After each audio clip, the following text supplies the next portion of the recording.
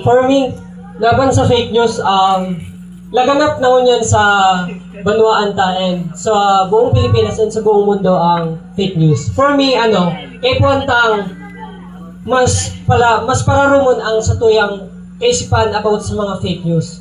For example, may nag-post ng di man totoo about sa government or anything else, pero kay puwantang mas aramon or mas intindihan ang pinaka-point or ang pinaka-kinukuhanan kang news. Kasi dahil kita sure kung totoo talaga siya or dae.